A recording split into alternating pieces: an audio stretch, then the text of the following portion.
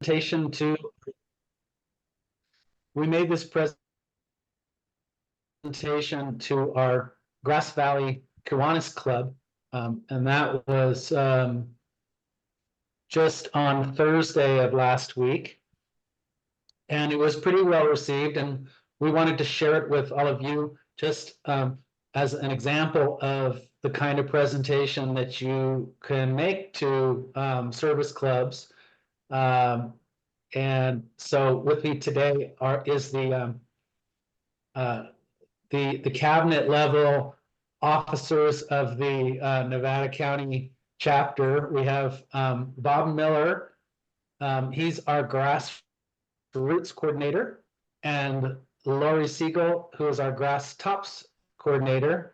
And I am the group leader of the Nevada County chapter. And we're going to start off this presentation with Bob. And I guess we need to share a screen. Yes, and I just need to find, they've moved everything in Zoom this week. Here we go. Laurie's going to share the screen, right, Laurie? And I will talk when I see my slide. Yes, you should now be able to share. Okay. Okay, so while Laurie's sort of poking around a bit, oh, she's on it, right? Yeah, so yeah. I can start while Laurie goes into presentation mode or whatever.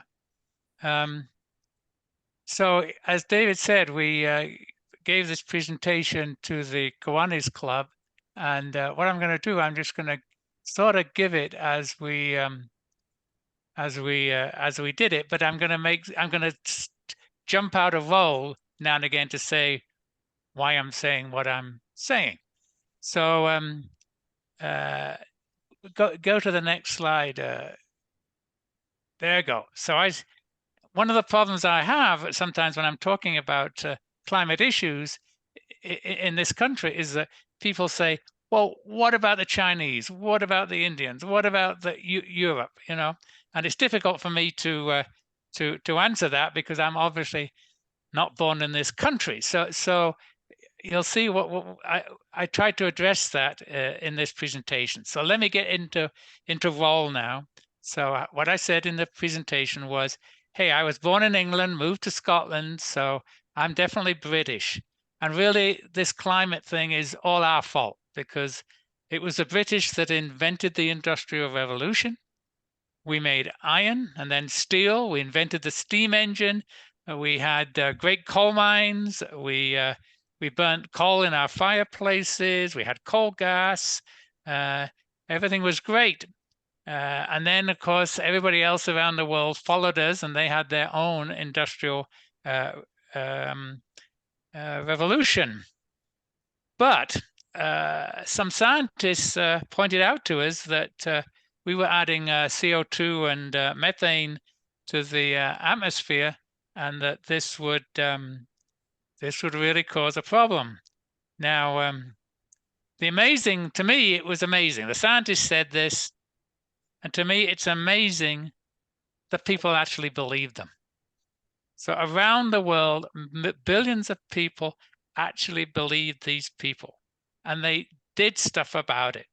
And they realized they had to reduce CO2. So here's a picture from China. What are the Chinese doing? People ask. Well, here's an example of solar panels, you know, draped over several hillsides, which is pretty impressive. So next one. So this is also China, actually. This is a different way of doing it. This is what happens when you let PhDs loose, in my opinion. So these are not solar panels. These are mirrors that are focusing the sun right on that central point there, which has molten salt in it. And the advantage of that is that when the sun goes down, you've still got this hot molten salt. Next one. So this one is a floating solar panels. And again, this is in China. And this is a vast array of panels. And you're only seeing a little bit of it. Next one. And this is India. So India is putting these panels above this canal, which of course has additional benefits. Next one. And this one is in Kosovo, all right? And you see that the sheep are able to eat the grass around the panels, which is kind of cool. Next one. This is Thailand. So this is huge. This again is floating panels in Thailand. And the next one. And here's La France, right? So this is combining panels, but with agriculture at the same time. Next one. So this is back home in the United States. This is a rooftop solar panels in Brooklyn. Next one. And this is in Wisconsin, a razor panels. And the next one, this is actually in New Jersey. Again, a floating thing. Next one. Anybody know where that is? What country is that in? It's a bit difficult to do this on Zoom. So it turns out that I admit this is in the United States. I then admit that it's in Grass Valley. I then admit that I actually live, oh, good, that's good with the cursor there. So those panels there are solar thermal panels. And then on the right, on the other side, those are solar photovoltaic panels. And this is actually a co-housing community in Grass Valley. And I happen to live on the second floor, right there. So that's an interesting example of what you can do. Enough of me. Next one. So these are obviously offshore windmills. Try the next one. Should be a movie if we're lucky. There you are. See this guy, this little guy. These windmills are really huge. And again, this is in the US. But it impressed me looking at this, how big they are. Next one. Next one, Laurie. And this is actually hydro, which everybody loves. That's Shasta Dam. And the next one is here's us being an advocate, right? So this is us in the July the 4th Grass Valley Parade. That's me as Uncle Sam with my English accent, which is sort of questionable. Behind me is Laurie. And to my left, well, to the extreme left is Dave, who's here today. And that's my granddaughter there. So we are carbon fee and dividend. So the notion was that I'm carbon fee as the federal government, and Elif there, my granddaughter, she is the dividend, and she was actually handing out dollar bills to the people watching the parade, which really confused them, but never mind, it was a lot of fun. Okay, that was my pitch, so I hand over to Dave now. Thanks, Bob. Yeah, I thought we looked pretty good in that parade. Every year we participate in the 4th of July parade in Grass Valley or Nevada City. Well, so what is the result of all those solar panels and wind power projects that are being installed all across the world? Well, we're in the midst of a global energy system transition. And as we move away from fossil fuels towards renewable energy has gotten significantly less expensive as compared to fossil fuels. And so I was just doing a little bit more research tonight, and I got a comparison between 2019 costs and 2023 costs for various types of energy. And I thought I would review that with you. First of all, nuclear energy is obviously, I think we all know this, but it is one of the most expensive types of energy, coming in at $180 per megawatt hour. Now, it was interesting to me as I compared that's a 20 2023 costs, sorry. And I was comparing them to 2019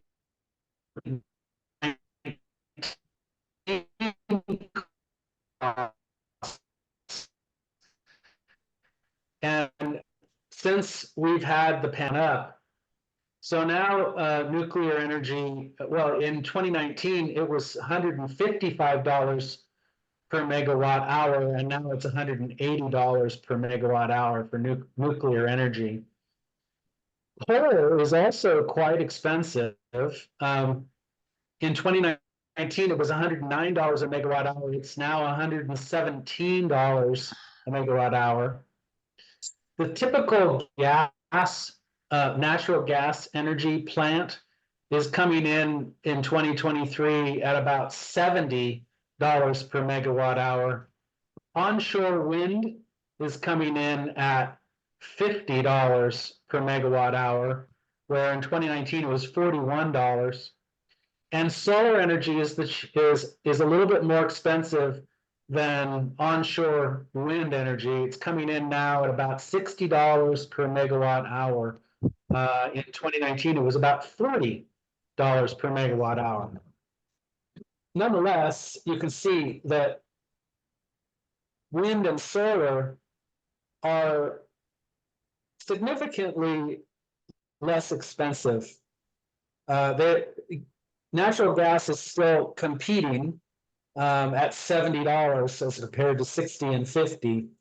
But coal and nuclear, and then the gas peaker plants are also quite expensive, coming in at about $190 per megawatt hour. So you can see how really inexpensive they are, and that's why people are converting their appliances and using electrical cars and going to electric. It's really becoming a much more popular way because it's just cheaper. And with all of this electrical energy demand, we need more transmission in our grid. And that's because there's even more solar and wind projects that are coming in because the IRA tax credits. So there's big solar and wind farms that'll be installed to take advantage of the demand and the lower prices. But they tend to be located far away from households and businesses that need the clean power. And so transmission lines are needed to connect the supply to the demand. However, transmission line installations take a decade or more to permit and build because they involve a lot of right-of-way acquisition and permitting. So if we don't start building that transmission infrastructure, then all of our climate policies that are already in place would only be able to achieve about 20% of the total potential carbon pollution reduction that those policies entail. So you can see that we need to take advantage of our new sources of renewable energy, and that it's really key that transmission lines in our electrical grid are improved and are made to be able to carry a higher capacity of electricity. Now, there's a number of ways that utilities are thinking about doing this. One way is many utilities are starting to look at an investment of reconductoring. That's replacing the transmission wires, the cables, and that's a short-term improvement. Sometimes they can get about up to 50% increase in the capacity for a transmission line. But CCL, you might want to go to the next slide. CCL is backing a legislation called the Big Wires Act. And this is another way that we can stave off the long permitting time, because we really will need to have more transmission mains regardless. It's just that they take such a long time to permit and the right-of-way acquisition to acquire, that we need to sort of be able to do something in the meantime while we're in this transition period. The Big Wires Act helps out with that, in that the Big Wires Act would allow regions, electrical generation and utility regions, to be able to transfer power between them at a higher capacity. So the Big Wires Act would increase interregional transfer capacity to the extent of the lesser of its current capacity plus 15% of peak load, or 30% of the region's entire peak load. And you can see by looking at this map that there are the yellow ones are sort of like the smaller amounts of interregional capacity that are currently being transferred or allowed to transfer. When one region has a need and the other region has a surplus of electrical energy. And then the green arrow there in the middle is a larger ability to transfer that capacity.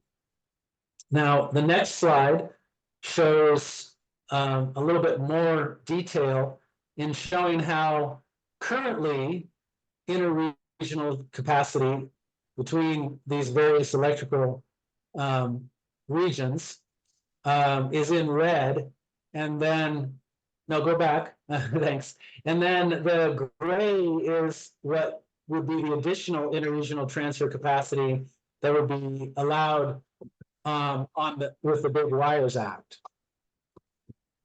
And it's interesting to note, of course, that Texas, you can see it has a very, very, very thin line going up there to Oklahoma, but Texas has made it very clear to FERC, the Federal Energy Regulatory Commission, that they don't want to be a part of interregional transfers.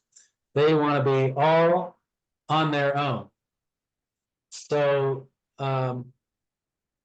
there's really quite a significant amount of transfer there between the mid-Atlantic and the Midwest, one of the largest population centers in the United States. And I believe because of wind, solar, and hydropower, the Midwest has very high amounts of surplus energy. So they've already been transferring a lot of their electrical energy to the mid-Atlantic, but they need more capacity for those regions. Okay, so there are also some other things that are going to be happening, of course, to alleviate our need for more transmission capacity, and that is the idea of distributed energy generation, because when your sources of energy are distributed throughout and are located closer to the areas where energy demand occurs, then you have you reduce the dependency on transmission lines, and that's a longer term solution. And I also, at the Kiwanis meeting, I mentioned a little bit about the new California Net Electric Metering, NEM 3.0, because that really encourages homeowners in California to buy batteries in order to store peak solar for home use later, or to be able to sell it back to the grid when the grid needs it. So the benefits of the Big Wires Act are that it will increase reliability, reducing blackout risks. It will lower energy costs through cheap energy, clean energy imports.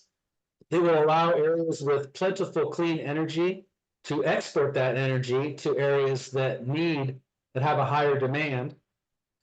It's technologically neutral because it applies to all types of power needs transmission. All types of power need transmission. And the cost of the government is zero. It's just a change to a regulatory procedure. Costs to utilities and developers are more than offset by the efficiency that comes from the transferability. And it allows regions to be flexible in how they decide that they will upgrade their transmission systems. Okay, now go to the next slide. So what does this all have as an effect on US greenhouse gas emissions? Well, these are slides that I stole from Dana Nucitelli's presentation on the Big Wires Act. I borrowed them. And you can see the line there that shows US greenhouse gas emissions over the last 24 years. And you can see that in the United States, the greenhouse gas emissions have actually been going down. And that's probably has a lot to do with clean energy purchases and also with emissions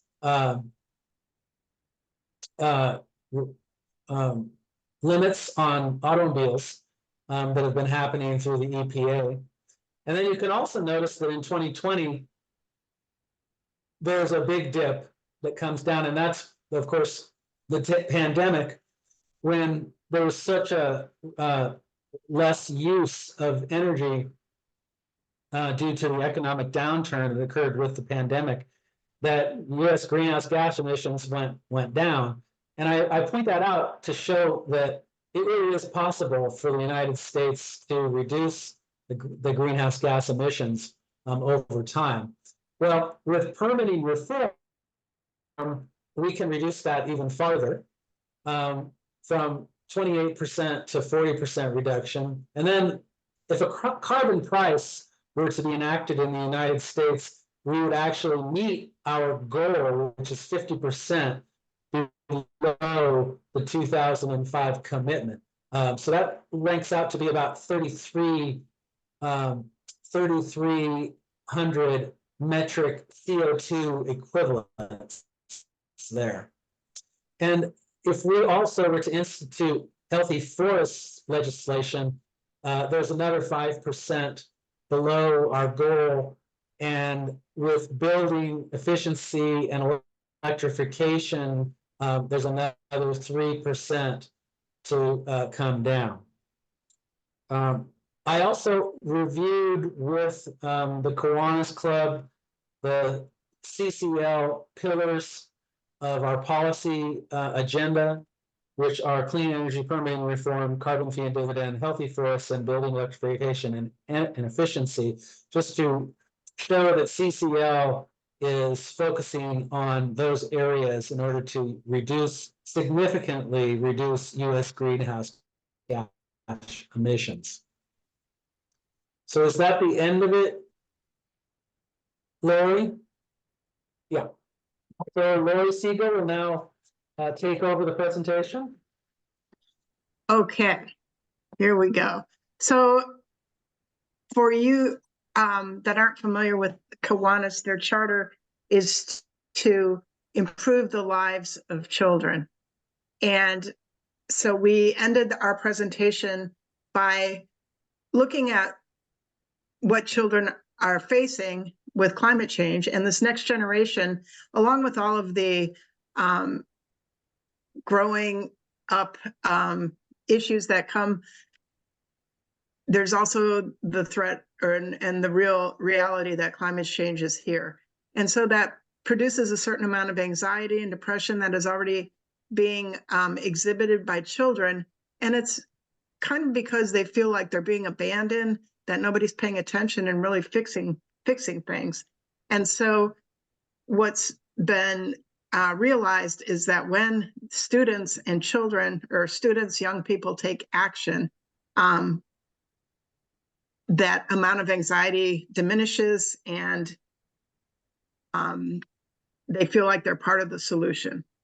And so it was a way to bridge CCL and Kiwanis, because CCL has also recognized this and has established some national youth action teams. And those action teams, 8 of them right now, are currently involved in the Great School Electrification Challenge. And students in those 8 different participating high schools are working with their superintendents and administration to bring updated HVAC systems, maybe using heat pumps in place of your traditional. They're way more efficient, and we all know this from our electrification work, and getting the buses to be electrified, lawn maintenance, make sure that that's occurring on off hours, and so forth. And we happen to have up here in Nevada County a very active youth action team, which is the Tahoe chapter. And this winter, we did have a fair amount of snow, and that group got together and built 100 snowmen to raise awareness on one of the prominent plazas in Truckee. And their theme was make the earth cool again. And this group has gotten over 30 endorsements for some of the carbon pricing legislation. And they're also one of the participants of the Great School Electrification Challenge. And in addition, some of the youth that are now young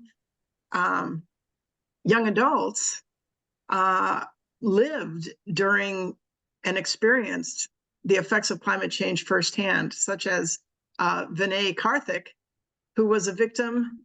He was 9 years old during Hurricane Sandy, freaked him out, got very scared. And so he was at COP, and he ran a radio station to increase the communications at the conference. And he is now vested in spreading awareness about climate change issues. So CCL has enabled that as well. And there was, along with Vinay, there was also a delegation of other young CCL members that wrote a statement encouraging the United States and the world to move forward on the carbon fee and dividend, and acknowledge the need for CBAMs, the carbon border adjustment mechanisms. So this next slide was this is the last slide. Essentially, it was very well received by the Kiwanis because the Kiwanis Club internationally is also doing some really good work. And such as in the Philippines, children are exchanging bottles filled with plastics for rice and school supplies. So they're picking up plastic and making a difference in the Philippines. In Tulsa, Oklahoma,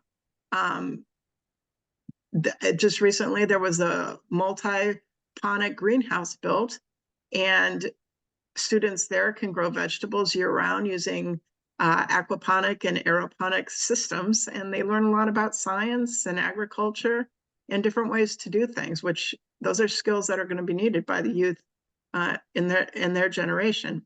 And one that was really interesting to me was in Jamaica. There's the Kiwanis Club sponsored the rooftop gardens, and that's a risk mitigation project. The green roofs absorb rainwater, provide insulation, creates habitat for wildlife, and lowers the urban air temperatures. So by youth getting involved, it helps them to be able to grow up with climate change right in their sights. And so we certainly invited everyone to join the Citizens Climate Lobby, and we told them how easy it was to get notifications and to support the pillars that CCL is promoting in the legislation. and to act on those. And we encouraged everyone to sign up. And we also invited them to our chapter meetings that occur once a month. And that was our presentation. Great, thank you. Does anybody have questions for our speakers? You can either raise your hand or type in the chat.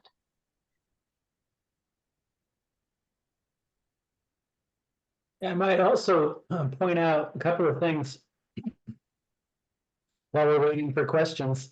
That the North Tahoe chapter youth group that did the snowman demonstration challenge, they also used that, kind of leveraged that event by inviting some of the local newspaper reporters to come, and that picture and the story appeared in the Sierra Sun and also in the Union newspapers up here, because they really were taking advantage of those newspapers' niche audience. They, is the local activity and regional developments. So they kind of got a twofer on that one. And I kind of imagine that they're going to find a way to send that article to our District 3 representative. Because I would think that Deirdre Henderson would make sure that happened. And then let's see, what was the other thing I was going to say? Oh, as far as the Tulsa greenhouse, just a little explanation. I've been there. I've seen that greenhouse. It's a four-story building, and on each floor is just filled with various, hydroponic and other kinds of vegetable production that's going on in there. It's right kind of in the center of Tulsa. And when you see it, you just say, what the heck is that? It's got a lot of glass, and it's really quite a beautiful building. And I was just surprised to see it in Tulsa, Oklahoma. So what kind of questions do we have tonight? Are there any questions in the chat yet, Lisa? I do not see any questions in the chat. Well, maybe I'll just mention that we did get some questions from the Kiwanis Club. And we were told that we were going to be addressing some Kiwanis members who were at least skeptical about climate change, and maybe even at most opponents to climate action. But we didn't hear any questions or any comments that denied climate change. And we didn't hear any disparaging remarks from people at all. What we did hear was there were some complaints about government, specifically about the California Public Utilities Commission. That's one I remember, telling us that they really didn't like the lack of transparency. And in fact, this one gentleman, he said that he would love to support Citizens Climate Lobby if we would just do something about the California PUC. So that was kind of a nice comment, I guess. And there was some other comments, like that one man, I remember he talked about how he had purchased some solar panels, and after 5 or 7 years, they had broken down and they were no longer working for him. So I didn't really know what to say about that. Do you remember any of the other questions, Lori or Bob? There was a lady who had panels and wanted to add batteries and was saying how expensive they were. And then Laurie replied, well, there's stuff in the IRA, the Inflation Reduction Act, which gives you rebates on batteries.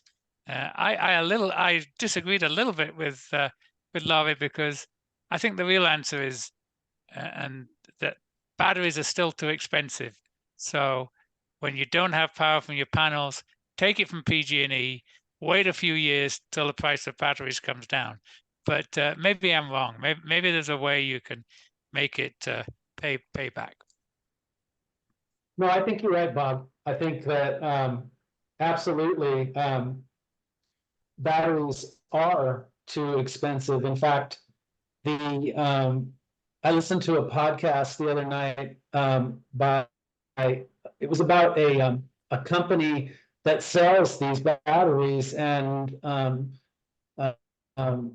supervisory control and data acquisition systems that go along with the batteries, to help optimize the usage and the efficiency of the systems. And he said that it was too soon. What the state of California had done with NEM 3.0 is too soon. It's the technology for batteries is not there. The costs are too high, and he thought that really what the state of California ought to do is to have transitioned the state into NEM 3.0. I suspect that there was more pressure from the utilities in California to go straight to NEM 3.0 because they don't like paying people for energy that's produced in solar panels. Their business is to sell energy, not to buy energy. So I have a feeling that's why the PUC did what it did. Well, I think one of the things that your presentation points out, though, is that as technology changes, the pricing will change. And I'm going to put a plug in here for a really good TED Talk by a woman by the name of Hannah Ritchie. She is a data scientist who works for Our World in Data, and she studied environmental studies in school. And she has a new book out called Not the End of the World, and it's talking about why the future can be sustainable, and that her generation, she's like 30 or something, could be the first sustainable generation. And she looks at things such as the price of batteries, which are still very expensive but have come down a lot. And she has a really interesting way of looking at sustainability, because she says people usually look at it as what she considers half the equation. If we are living a lifestyle that doesn't negatively impact the planet, we consider that sustainable. But she said the other half of the equation is we need to be able to live well. So her point was 150 years ago or whatever, people had half the equation. They weren't using up a lot of natural resources, but they were dying young of preventable diseases and things like that. And you had to work really hard for just survival. And now we've gone the opposite way. We're destroying lots of things, but we have a really high quality of life.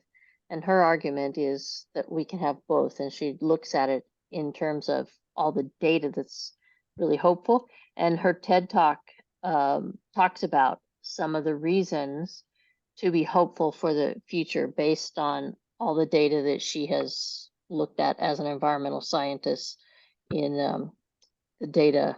Yes, and she was, David, you're saying Outrage and Optimism podcast. Hannah was on the Outrage and Optimism podcast. That's where I actually first heard her.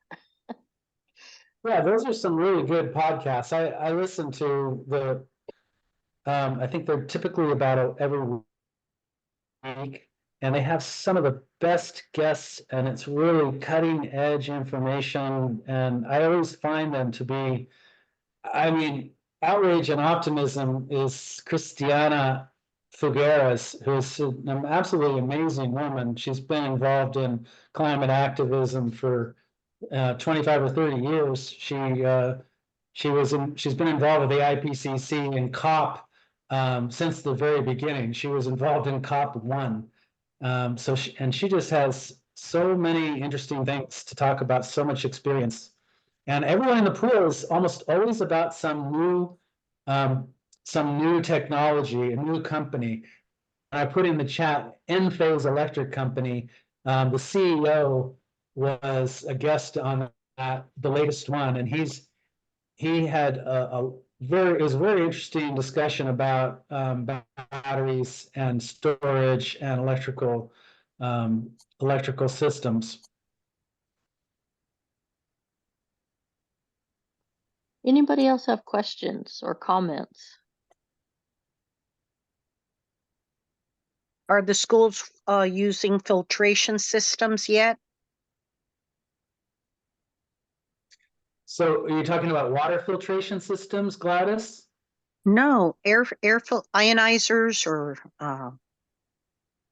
there's the smart green buildings, and the schools are supposed to transition to have better air filtration systems. Is that being done in your areas?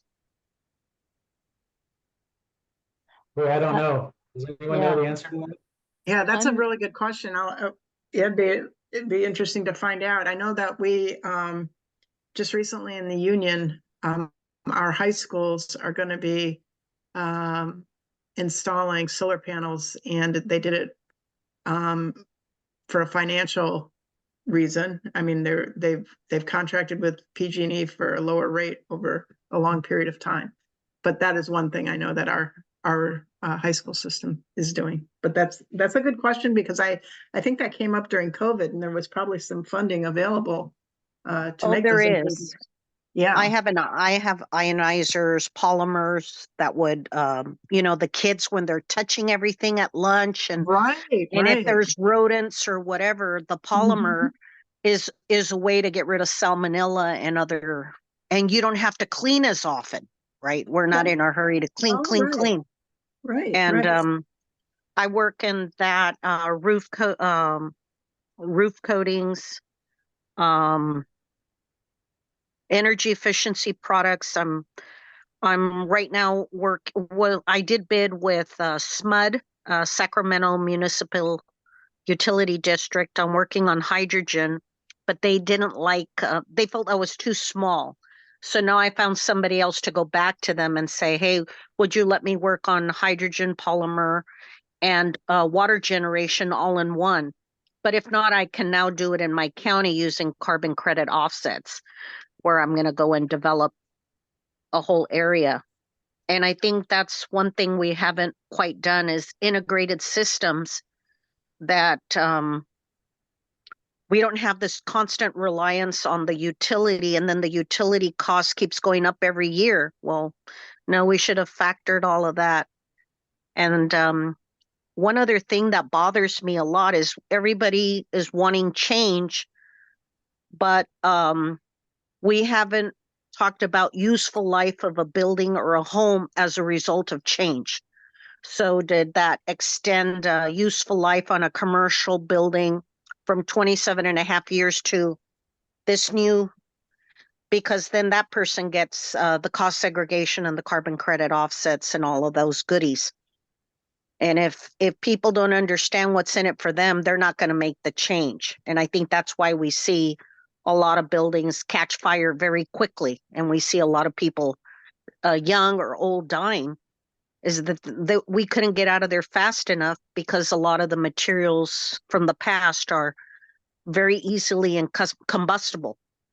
And I'm working with my scientist, who's been teaching me since 2000 how to do proper renewable sustainable communities. And I have a client of mine who works in biomass drywall and blocks, perimeter blocks. They're fire retardant. And then my scientist has like a paint additive that you add to your paint, and it'll catch fire and shut itself off. So we're not saying it's fireproof, we're saying it's fire resistant, but it's edible, biodegradable, and he's got the patent, copyright, and trademark on it. And those are things that our people or our experts aren't really talking about solutions. Or why are we implementing? What's the return on investment for the state? Because everything's going up. And right now I have a 868 home development with expired tentative track map. And I think I have to start over and build homes that are smaller, more functionable, and that have a lot of the things I'm just discussing. So people want to go into a more rural area, but not too rural, and have a more cost-effective home and create the jobs of the future. And I'm working with a mayor in another county and in a rural area, and he was able to secure a contract with Tesla. If I want to go to the community college in his area, I pay $1 to rent the car to and from. If I need to go run medical errands or go to the doctor, I can rent the Tesla for $1 a day, because his city qualifies for everything: disadvantage, inequality, and equity. What But he got a city really is that? City of Huron, Huron, part And of what Fresno County. Fresno County. And what county are you in? I'm in Murrieta, but I'm going to be building in Kern County. And I'm trying to shake the cage. Let's stop looking at doing things that are old and outdated and really come up with a plan on things that are going to at least last 10 to 30 years, longer. And because one day I'm not going to be here, and who then carries the torch? We need to get our young people equally invested in what the future brings for them. Because there's a lot of things we don't need. Utility. We could have a home that's more functionable where I don't need a utility at all. I could put a biomass in the rear and place certain things through it to create the energy. I don't need the solar. I myself hate solar, but I understand that that's a direction the government wants to go in. So it is what it is.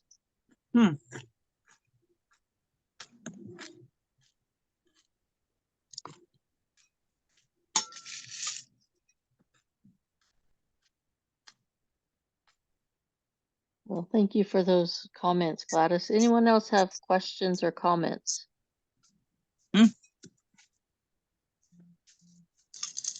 No?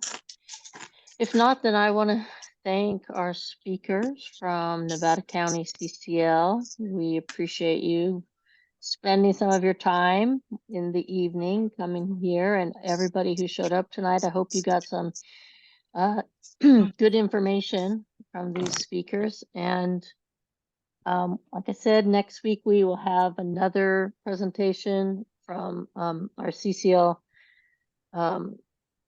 member Dana Nuccitelli. Will be talking about federal climate legislation. So if you want to know what's happening and learn more about some of the bills that Nevada County touched on a little bit tonight, we'll be doing that on Monday night. And then again in May on, I always forget the date, the 16th, we'll be talking just ways to cut your personal carbon footprint. Lisa, So did you say that was Monday night with yes, Dana? Monday at 6 o'clock. It's going to be on the same Zoom line we're on tonight. Or if you follow the Eventbrite link. So we have now a regular Eventbrite link. It's climatespeakers.eventbrite.com. And that will be the link that we're going to use for all the talks that will be going on in this series. And this is kind of an ongoing project that we're doing with the local climate reality project. So we hope to have lots of good speakers. I've also been in touch with our Children's Trust. We're trying to get some kids who are involved in the California Youth Climate lawsuit to do one of the talks. They've agreed to do it, but we can't get a date set right now because they're trying to get one of their lawyers and some of the kids, and they have another lawsuit coming up. They're going to be starting the Hawaii suit will be starting in June. So we were hoping to get them in May. We're still working on it. But climatespeakers.eventbrite.com is where you'll find all of our upcoming events. Thank you very much, Lisa. Mhm. Appreciate it. Thank you. Great presentation tonight. And thank you again, everybody, for coming. Right. All Bye right. bye. All right, Bye. bye. Night. Good night.